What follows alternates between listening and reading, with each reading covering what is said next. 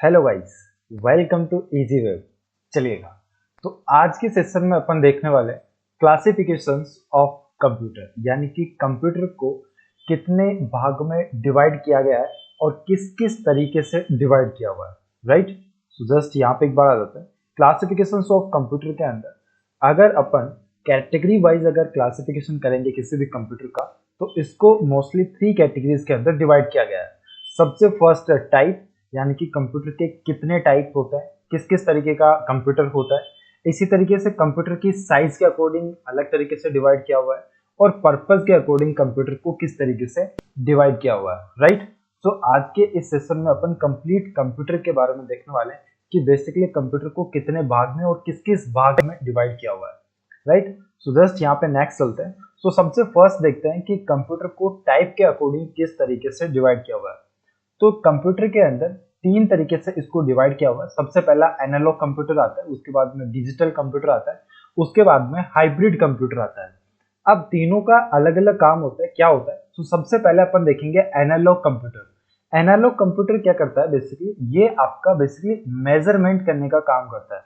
Measurement का मतलब क्या होता है, मेजरमेंट का मतलब होता है कि जैसे कि आपको ये जो डेटा दिखाएगा ये एक ग्राफ के फॉर्मेट में दिखाएगा। अब फॉर एन एग्जांपल, आप मान लो कि आप बाइक चला रहे हो और बाइक के अंदर जो स्पीड होती है वो एक स्पीडोमीटर के अंदर आती है। राइट, या फिर आप कुछ इस तरीके से समझ सकते हो, कोई भी आपका पेट्रोल पंप होता है या फिर आपके हॉस्पिटल्स होते हैं, उनके अंदर जो डेटा आपको दिखता है वो किसी न किसी आपको ग्राफिकल फॉर्मेट के अंदर दिखता है। राइट, सो एनालॉग कंप्यूटर क्या करता है, मेजरमेंट करने का काम करता है, यानी कि कोई चीज कितना उसके अंदर लिमिट है या फिर कितनी लिमिट तक वो जा सकती है, वो मेजरमेंट करने का काम करता है। राइट, फॉर एग्जांपल आपने हॉस्पिटल्स के अंदर जो बीपी नापने की मशीन्स होती है उनके अंदर मेजरमेंट का जो आपने देखा होगा, ठीक है। उसी तरीके से जैसे स्पीड नापने का एक जो तरीका होता है, उसमें भी बेसिकली क्या होता है, एनालॉग कंप्यूटर का यूज होता है। राइट, इसका जो रिजल्ट आपको मिलता है वो एक ग्राफ के फॉर्मेट में मिलता है, जिससे आप ये पता नहीं कर सकते। फॉर एग्जाम्पल यहाँ पे फॉर एग्जाम्पल आपके पास में कंटेनर है,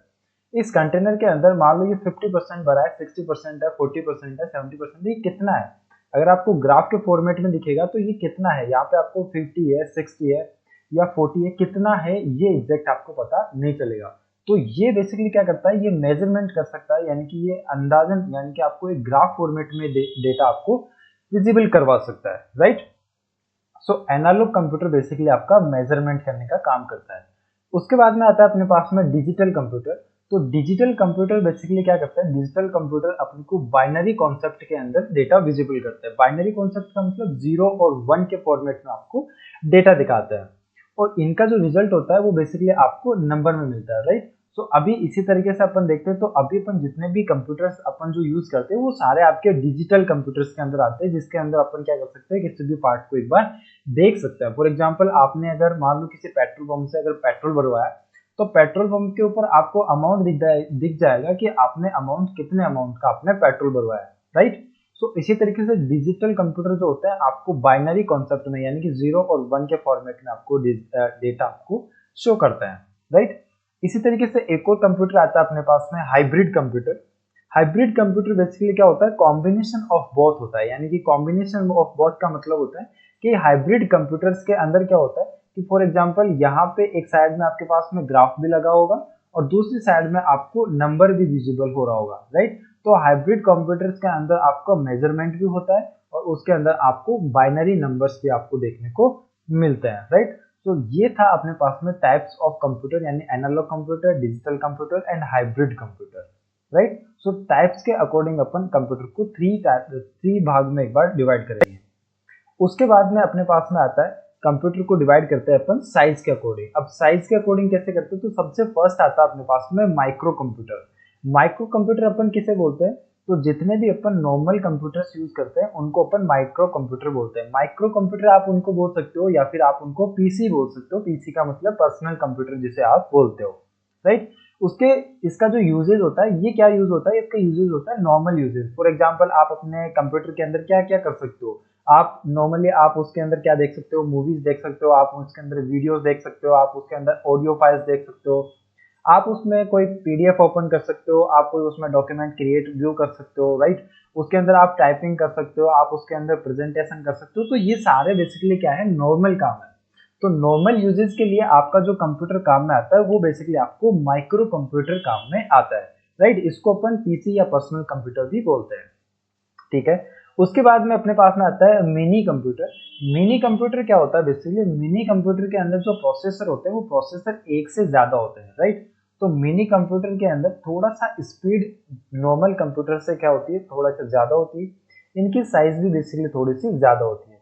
मिनी कंप्यूटर्स आपके कहाँ पे यूज होते हैं, तो ऐसी ऑर्गेनाइजेशंस जहाँ पे थोड़ा सा काम ज्यादा हो, एक यूजर से ज्यादा का एक बार अपने को जरूरत हो, तो उस केस में आपको मिनी कंप्यूटर्स की रिक्वायरमेंट पड़ती है। फॉर एग्जांपल यहाँ पे हॉस्पिटल्स हो गए, बैंक्स हो गई, या फिर ऐसी कोई भी ऑर्गेनाइजेशन हो सकती है जिसके अंदर एक यूजर या दो यूजर, तीन या चार यूजर से ज्यादा, यानी कि मान के चलो आप 50 से 100 लोग या 200 लोग अगर काम कर रहे हैं वहां पे, तो वहां पे बेसिकली आपको मिनी कंप्यूटर्स की रिक्वायरमेंट पड़ती है, क्योंकि वहां पे आपको जो डेटा या फिर जो आउटपुट होता है वो क्विकली चाहिए होता है, राइट।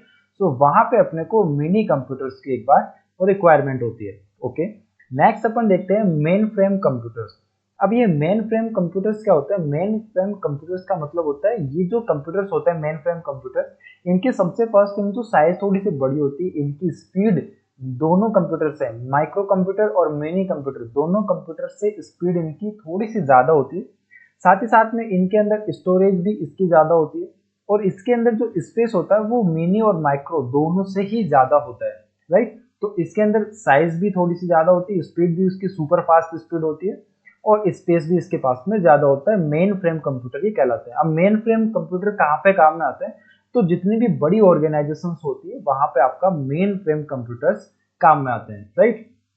चलेगा। नेक्स्ट अपने पास में सुपर कंप्यूटर। तो सुपर कंप्यूटर के अंदर ये सारी चीजें होती है कि इसकी साइज थोड़ी बड़ी होती है, स्पीड इसकी ज्यादा होती है, स्पेस इसके अंदर ज्यादा होता है, राइट। और इसके अंदर और चीजें क्या होती है, तो इसका साइज भी बेसिकली क्या होता है, थोड़ा सा बड़ा होता है।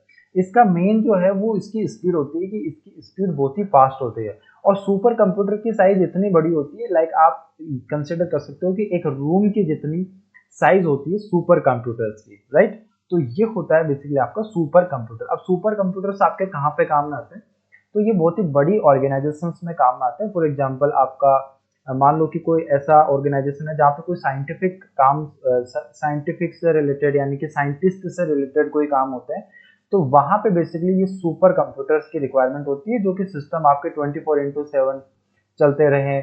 वहाँ पे उनमें कुछ हीट होने का इश्यू नहीं आए, उनमें कभी स्पीड का इश्यू नहीं आए, स्टोरेज का इश्यू नहीं आए, साइज का कभी इश्यू नहीं आए। तो इन सभी जगह पे आपका सुपर कंप्यूटर का काम में लिया जाता है, राइट। तो ये था अपने पास में कि साइज के अकॉर्डिंग अपन चार पार्ट्स में इसको डिवाइड कर सकते हैं। सबसे फर्स्ट है micro computer, mini computer, main frame computer and super computer. और सुपर कंप्यूटर आपका जो होता है इसकी साइज मिनिमम एक रूम की जितनी बड़ी होती है, तो आप इस चीज को भी एक बार ध्यान में रखना। नेक्स्ट है अपने पास में कि पर्पस के अकॉर्डिंग अपने पास में कंप्यूटर कितने भाग में डिवाइडेड। तो जनरल पर्पस होता है एक तो, और एक स्पेशल पर्पस होता है। जनरल पर्पस का मतलब क्या है कि जो भी अपन यूज करते हैं, जो भी कोई नॉर्मल यूजर अगर कोई भी लैपटॉप या कंप्यूटर यूज करता है तो उसको अपन बोलते हैं कि जनरल यूजेस, यानी कि वो स्टडी के लिए यूज कर सकता है, या फिर मान लो कि आपकी अगर कोई छोटी मोटी शॉप है तो शॉप के लिए आप यूज कर सकते हो, या फिर मान लो कि आपका कोई भी छोटा सा अगर कोई बिजनेस है तो उसके लिए आप जो यूज करते हो उसको बोलते हैं अपन जनरल पर्पस, राइट।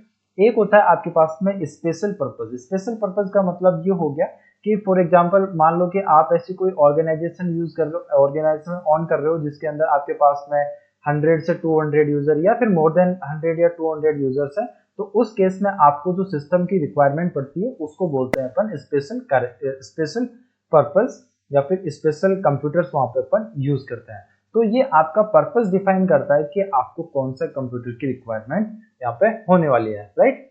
तो ये था आज के वीडियो के अंदर। बेसिकली अपन ने ये देखा कि आप कंप्यूटर को डिवाइड कर सकते हो 3 कैटेगरीज के अंदर। सबसे फर्स्ट आता है type, size and purpose, right. तो आई होप वीडियो आपको अच्छा लगा होगा। इसी तरीके की कंप्यूटर से रिलेटेड जितनी भी बेसिक नॉलेज है उसको आपको रेगुलरली अगर आपको फॉलो करना है, अगर आपको कुछ सीखना है कंप्यूटर से रिलेटेड, तो आप अभी चैनल को सब्सक्राइब कर सकते हैं, वीडियो को अभी एक बार लाइक कर देना, और कंप्लीट प्लेलिस्ट चल रही है तो इस प्लेलिस्ट को आप एक बार चेकआउट कर सकते हैं। Thank you so much guys.